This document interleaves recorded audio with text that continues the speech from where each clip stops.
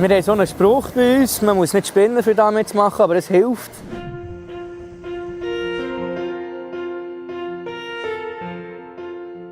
Ich bin der Michael Röttlisberger, bin 25. Ich bin hier Heizer auf der Dampflok und Werkstattmitarbeiter bei Dampfbahn Bern. Ja, heute Morgen um 3 bin ich aufgestanden und habe da zuerst mal ein Holzfeuer gemacht. Das zeugt doch davon, von ein bisschen Herzblut und Elan, wenn man das in freizeitig aufnimmt, so früh aufzustehen. Ja. Unsere älteren Leute, die das gelernt haben und jahrzehntelang ausgeführt haben, müssen und geben auch gerne das Wissen weiter. Bedingt natürlich, dass nachher Leute in meinem Alter da mitmachen und Freude haben daran. Es ist, ja, glaube ich, halt einfach nicht mehr so angesagt, in der Freizeit noch irgendwie zu arbeiten. Ich sage jetzt mal in meiner Generation. Ja, ja, in der Woche war ich jetzt von 18 bis 30 Stunden. Komm! Hast du es noch mitgeschnitten? Ja. Sorry. Ich bin da.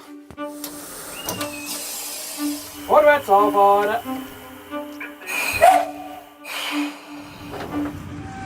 Dampflokfahren ist immer eine Teamarbeit zwischen Lokführer und Heizer.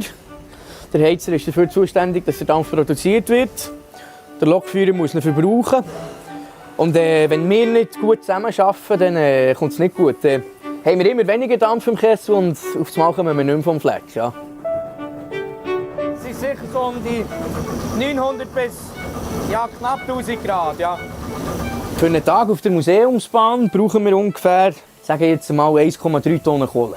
Das sind sicher wichtige Zeitzeugen von damals. Unsere Grosseltern die kennen das noch. Und das ist doch etwas, das auch ein bisschen von unserer Entwicklung zeugt. Ja.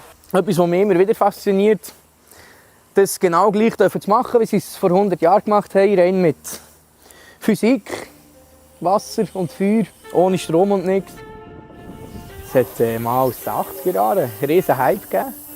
Die Nachfrage besteht nicht mehr so, aber es ist wieder zunehmend, denke ich. Gross gewinnbringend können wir uns nicht finanzieren. Die Einnahmen, die wir hier machen mit den öffentlichen und Charterfahrten, die mögen den Unterhalt und anfallende Reparaturen decken. Grossrevisionen, da sind wir auf Spenden angewiesen. Wir sind jetzt hier angekommen in Wasen, Endstation. Ich habe jetzt Feierabend, weil ich am Morgen um 3 die Dampflok in Betrieb genommen und die Lok dem Kollegen übergeben für die zweite Schicht.